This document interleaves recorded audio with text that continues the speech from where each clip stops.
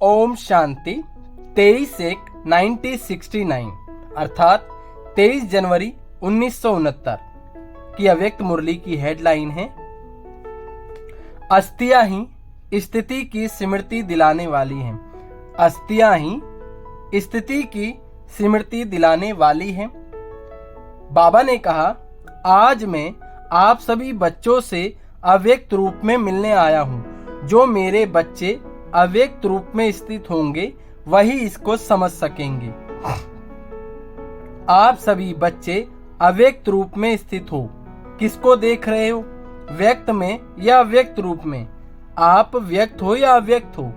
अगर व्यक्त में देखेंगे तो बाप को नहीं देख सकेंगे। आज अव्यक्त वतन से मुलाकात करने आया हूं।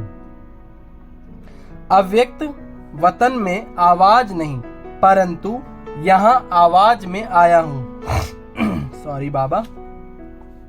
आप सभी बच्चों के अंदर में कौन सा संकल्प चल रहा है? अभी यह अव्यक्त मुलाकात है। जैसे कलब पहले मिसल बच्चों से रूह रिहान चल रही है। रूह रिहान करने में मीठे मीठे बाबा ने आप सभी बच्चों से मिलने भेजा है। जो थे वही अब भी हैं। 2 से 3 दिन पहले मीठे मीठे बाबा से रूह रिहान चल रही थी। रूह रिहान क्या है मालूम है? बाबा ने बोला, वतन का अनुभव करने के लिए तैयार हो? तो क्या जवाब दिया होगा? यही कहा कि जो बाप की आज्ञा है, जैसे चलाएंगे, जहां बिठाएंगे, जिस रूप में बिठाएंगे। बच्चों के अंदर यही संकल्प होगा कि बाप दादा ने छुट्टी क्यों नहीं ली। बाबा को भी कहा तो बाबा ने कहा, अगर सभी बच्चों को बैठाकर छुट्टी दिलाऊं तो छुट्टी देंगे। आप भी बच्चों को देख, सर्विस को देख, बच्चों के स्नेह में आ जाएंगे। इसलिए जो बाप ने कराया वही ड्रामा की भावी कहेंगे। व्यक्त रूप में नहीं, अव्यक्त रूप से मुलाकात कर रही हूं। सर्विस की वृद्धि कैसे है? बच्चों की याद वैसी ही है। क्या कहा बाबा ने?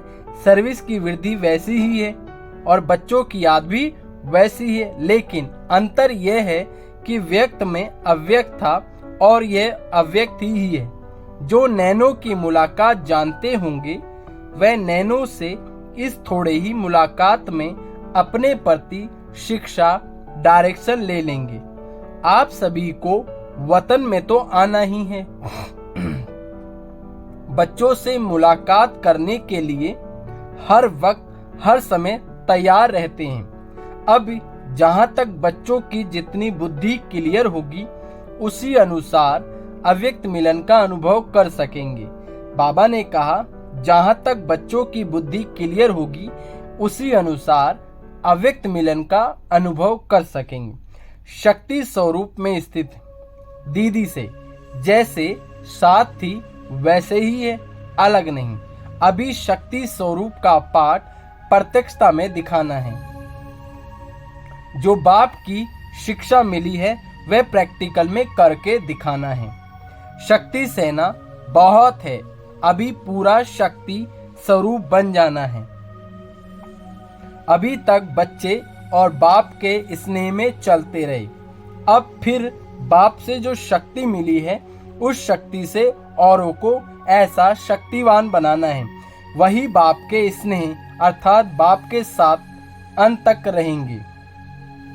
अभी मीठे मीठे बाबा दृश्य दिखला रहे हैं आप सभी बच्चों का। आप अस्थियां उठा रहे थे। अस्थियों को नहीं देखना, स्थिति को देखना। यह अस्थियां स्थिति स्वरूप हैं। एक एक रग में स्थिति थी तो बाहर से वह अस्थियों को रखा, परंतु इसका अर्थ भक्ति मार्ग का नहीं उठाना। इन अस्थियों में क्या कहा बाबा ने? इन अस्थियों में जो स्थिति भरी हुई है, हमेशा उसको देखना। साधारण मनुष्यों को ये बातें इतने समझ में नहीं आएंगी। बच्चों का स्नेह है और सदा रहेगा, 21 जन्म तक रहेगा। आप सभी सतयुगी दुनिया में साथ नहीं चलेंगे, साथ राज्य नहीं पाएंगे, साथ हैं ही, साथ ही रहेंगे जन्म जन्मांतर तक। कभी भी ऐसा नहीं समझना बाप है दादा नहीं, या दादा है तो बाप नहीं। हम दोनों एक दो से एक पल भी अलग नहीं हो सकते। ऐसे ही आप अपने को त्रिमूर्ति समझो। इसलिए कहते हैं त्रिमूर्ति का बैच हमेशा साथ रखो। जब ब्रह्मा विष्णु और शंकर तीनों को देखते हो तो आपके भी त्रिमूर्ति की याद अर्थात अपना स्वरूप बाप दादा की याद त्रिमूर्ति की स्थिति मशहूर है। इसमें ही आप सभी बच्चों का कल्याण है। कल्याणकारी बाप जो कहते हैं जो कराते हैं उसमें ही कल्याण है। एक एक महावाक्य में एक एक नजर में बहुत कल्याण है। लेकिन स्थूल को परखने वाले कोई अन्य व महारथी बच्चे हैं। अब आप भी इतने ही शीघ्र कर्मातीत स्थिति में स्थित रहने का पुरुषार्थ करो। जैसे यहाँ हर समय बाप दादा के साथ व्यतीत करते थे, वैसे ही हर कर्म में हर समय अपने को साथ ही रखो। बच्चे यही शिक्षा याद रखना कभी नहीं भूलना। संबंध स्नेह स्मृति स्वरूप साथ साथ क्या का संबंध स्नेह और स्मृति स्वरूप साथ साथ सरलता स्वरूप समर्पण एक दो के सहयोगी बन सफलता को पाते रहना। सफलता आप सभी बच्चों के मस्तक के बीच चमक रही है। अब बहुत समय हुआ है और कुछ कहना है। सूक्ष्म वतन में बैठे भी हर बच्चे की दिनचर्या हर बच्चे का चार्ट सामने रहता है। व्यक्त रूप से अभी तो और ही स्पष्ट रूप से व्यक्त से रूप की तुलना में देखते हैं, इसलिए सभी की रिजल्ट देखते रहते हैं। जितना अव्यक्त स्थिति में स्थित होंगे उतना उस अव्यक्त स्थिति से कर्मेंद्रियों द्वारा कर्म ऐसा होगा जैसे श्रीमत राय दे रही है। ये अनुभव बच्चे पाएंगे।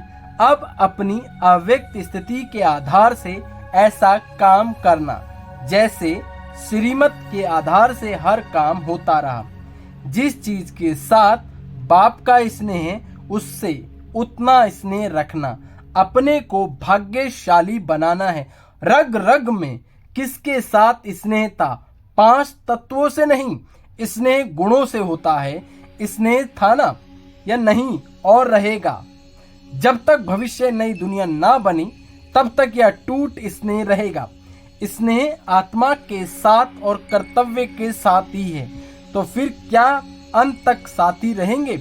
जिसके बाप के साथ स्नेह है, जिसका बाप के साथ स्नेह है, वही अंत तक स्थापना के कार्य में मददगार रहेंगे। इसलिए स्नेही होने की कोशिश करो। कैसी भी माया आए, माया जीत बनना है। जैसे बैच लगाते हो वैसे मस्तक पर यह विजय का बैच लगाओ। मधुबन का नक्शा सारे वर्ल्ड के सामने म्यूजियम के रूप में होना चाहिए। अविनाशी भंडारा है, इसका और भी ज्यादा शो करना है। जैसे सभी बच्चे पत्र लिखते हैं वैसे ही लिखते रहना। जैसे डायरेक्शन लेते थे वैसे ही लेना।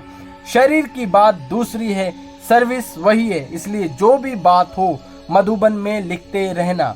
अपना पूरा कनेक्शन रखना। दूसरों को भी अपनी अवस्था का सबूत देना। सबको देख और भी ऐसे करेंगे। विदाई के समय बाबा बोले, यह तो आप बच्चे जानते हो कि जो भी ड्रामा का पार्ट है इसमें कोई गुप्त रूप रहस्य भरा हुआ है। क्या रहस्य भरा हुआ है वह समय प्रति समय सुनाते जाएंगे। अब तो आपका वही यादगार जो आकाश में है, दुनिया वाले इन आंखों से देखेंगे कि धरती के सितारे किसकी श्रीमत से चल रहे हैं। बाबा ने कहा है ज्यादा समय वहां नहीं बैठना। अच्छा, हम रूहानी बच्चों की रूहानी माता पिता मीठे बाप दादा को याद प्यार और नमस्ते। प्यारे बाबा को नमस्ते। सदा रहो हंसते, बन जाओ फरिश्ते, चलो परम धाम के रास्ते। बाबा ने कहा साकार के साथ स्नेह है तो इस पुरानी दुनिया से जल्दी जल्दी चलने की तैयारी करो।